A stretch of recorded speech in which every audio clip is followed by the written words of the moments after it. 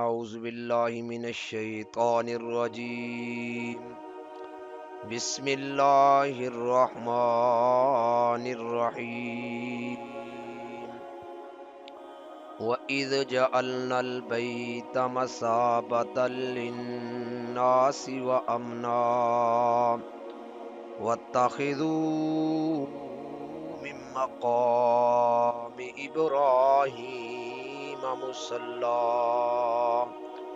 وَعَهِدْنَا إِلَىٰ إِبْرَاهِيمَ وَإِسْمَاعِيلَ أَن طَهِّرَا بَيْتِيَ لِلطَّائِفِينَ وَالْعَاكِفِينَ وَالرُّكَّعِ السُّجُودِ سبحان ربک رب العزت عما یصفون وسلام علی المرسلین والحمد للہ رب العالمین اللہم صل علی محمد وعلی آل محمد کما صلیت علی ابراہیم وعلی آل ابراہیم انک حمید مجید اللہم بارک علی محمد وعلی آل محمد کما بارکت علی ابراہیم وعلی آل ابراہیم انک حمید مجید ذی وقار محترم بزرگوں، عزیز نوجوان ساتھیوں، اللہ رب العزت کا مقدس بابرکت اور رحمت والا مہینہ، اس کی رحمت اور اس کے فضل سے اپنے اختتام کی طرف چل رہا ہے، اور اب وقت آ گیا ہے کہ بندہ اس آخری عشرے میں نبی پاک صلی اللہ علیہ وسلم کی اس سنت کو پورا کرے جو اللہ کے پاک حبیب امام الانبیاء صلی اللہ علیہ وسلم نے ہر سال یہ سنت ادا کی، اور وہ ہے اعتکاف۔ اس اعتکاف کی فضیلت، اس اعتکاف کے متعلق اللہ رب العزت نے قرآن مقدس کے کئی مقامات پر تذکرہ فرمایا کہ یہ اعتکاف بہت ہی برکت والی چیز ہے۔ اس کی فضیلت کے لیے اتنا ہی کافی ہے کہ رب العالمین نے اس کا تذکرہ اپنے کلام مقدس کے اندر کیا۔ فرمایا وَإِذْ جَعَلْنَا الْبَيْتَ مَثَابَةً لِلنَّاسِ وَأَمْنًا، اور جب کہ بیت اللہ کو ہم نے بنایا اور لوٹ لوٹ کر لوگ اس کی طرف آتے ہیں، وَأَمْنًا، اور ہم نے بیت اللہ کو بڑا امن والا بنایا۔ یہ حرم اتنی امن کی جگہ ہے کہ اگر دو دشمن بھی اکٹھے ہو جائیں تو ایک دوسرے کو نقصان نہیں دے سکتے۔ اللہ نے اتنا امن بنایا ہے،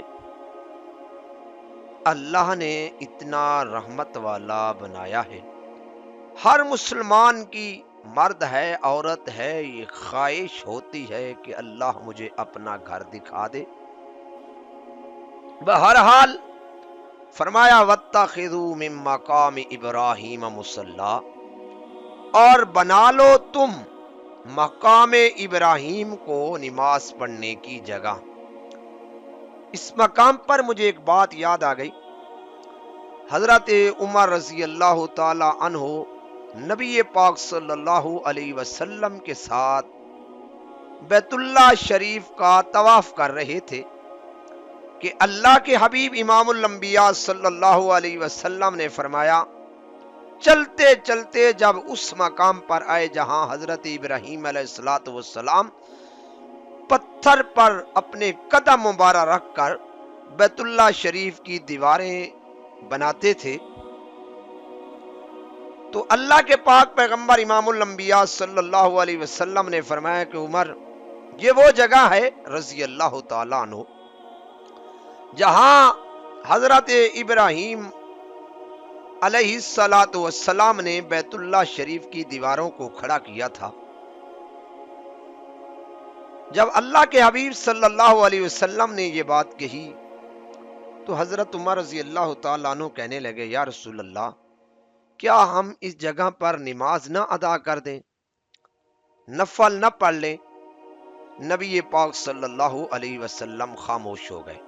ایک مسئلہ یہ بھی یاد رکھ لو، تھی عبادت، تھی اچھی چیز، لیکن نبی پاک صلی اللہ علیہ وسلم کو اپنی طرف سے عبادت کرنے کا بھی کوئی اختیار نہیں تھا کہ نئی عبادت کس طریقے سے کرنی ہے جب تک کہ اللہ کا حکم نہ آ جائے۔ حالانکہ عبادت تھی، نفل پڑھنے تھے، نماز پڑھنی تھی، لیکن نبی پاک صلی اللہ علیہ وسلم خاموش ہے۔ حضرت عمر رضی اللہ تعالی عنہ کی بات اللہ کو اتنی پسند آئی کہ اللہ پاک نے قرآن مقدس کے اس مقام کو نازل کر کے حضرت عمر رضی اللہ تعالی عنہ کی خواہش کو پورا کر دیا اور فرمایا، وَاتَّخِذُوا مِن مَّقَامِ إِبْرَاهِيمَ مُصَلًّى۔ جو عمر کی خواہش ہے، میں اللہ رب العزت کی بھی یہی خواہش ہے کہ تم اس جگہ کو اپنے لیے مقرر کر لو نماز کے لیے۔ میرے دوستو یاد رکھو، امام الانبیاء صلی اللہ علیہ وسلم تھے، لیکن اللہ کی مرضی کے بغیر کوئی عبادت بھی دین میں داخل نہیں کر سکتے تھے جب تک کہ اللہ کا حکم نہ آ جائے۔ اور آج کے معاشرے میں ہم نے کون سی ایسی چیز ہے جو دین میں داخل نہ کی ہو عبادت کے نام سے؟ یہ سب چیزیں بدعت ہیں، یاد رکھو۔ اور جو چیز ہم اپنی طرف سے داخل کرتے ہیں، اللہ اور اللہ کے نبی کا اگر حکم نہیں ہے، کل قیامت کے دن یہ ہمارے لیے نجات کا ذریعہ نہیں بنے گی۔ نہ کوئی پیغمبر سے بڑھ سکتا ہے، نہ کوئی پیغمبر کے مقام کو پہنچ سکتا ہے، نہ کوئی پیغمبر جتنی عبادت کر سکتا ہے۔ آپ امام الانبیاء ہو کر، آپ خاتم النبیین ہو کر حضرت عمر رضی اللہ تعالی عنہ کو کہنے لگے کہ یہ میرا اختیار نہیں ہے۔ جب اللہ نے کہا تو اس کے بعد اللہ کے نبی صلی اللہ علیہ وسلم نے اس جگہ پر نماز ادا کی۔ یہ میرا موضوع نہیں ہے، ویسے بات آ گئی، میں نے آپ کو بتا دی۔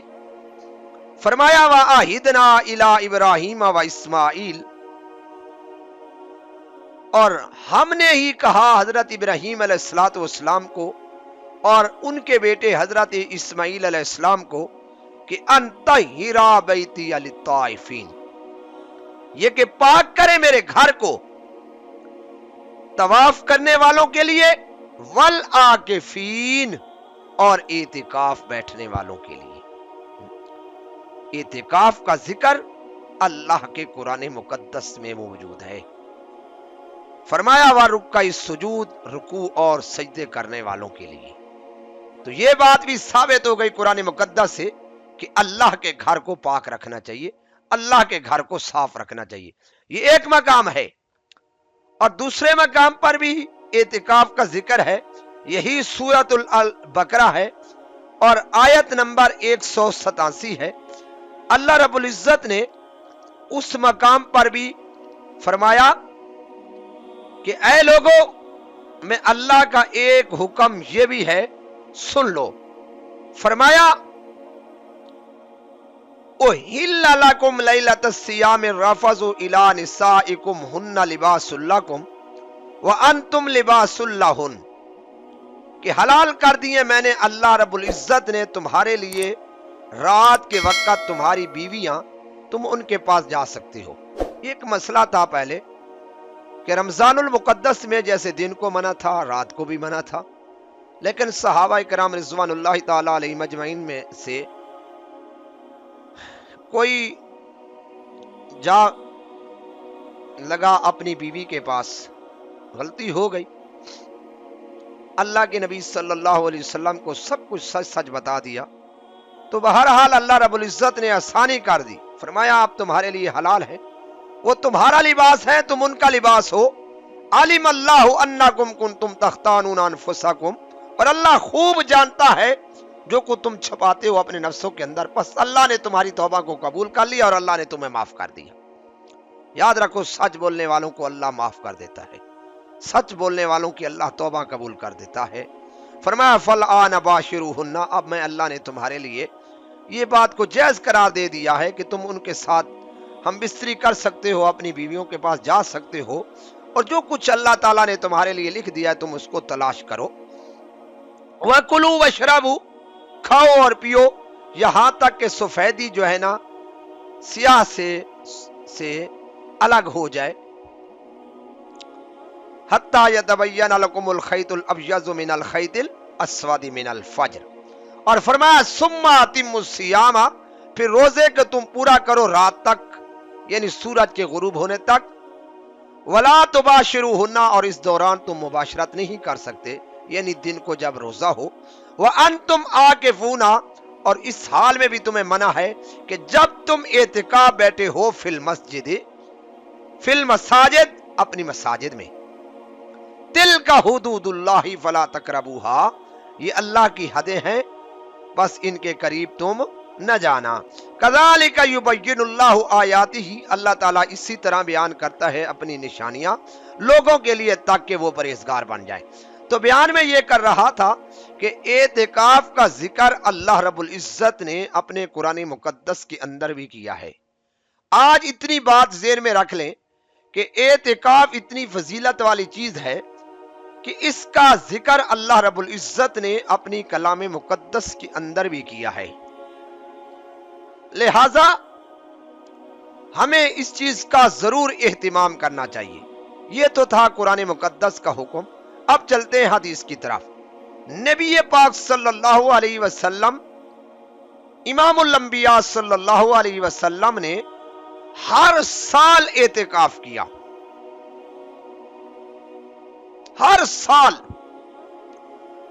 हजरत आयशा सिद्दीक़ा रज़ी अल्लाह ताला अन्हा फरमाती हैं कि नबी पाक सल्लल्लाहु अलैहि वसल्लम बराबर इसी तरह हर माह रमजान में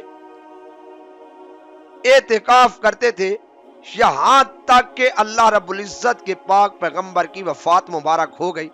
उसके बाद अज़वाज मुतहहरात ने इस सुन्नत को जारी रखा और अज़वाज मुतहहरात एतिकाफ करती थी। तो इससे यह मसला भी साबित हो गया कि औरत भी एतिकाफ बैठ सकती है। ये बड़ा मसला होता है, पूछती है हमारी माँ बहन कि औरत बैठ सकती है या नहीं बैठ सकती।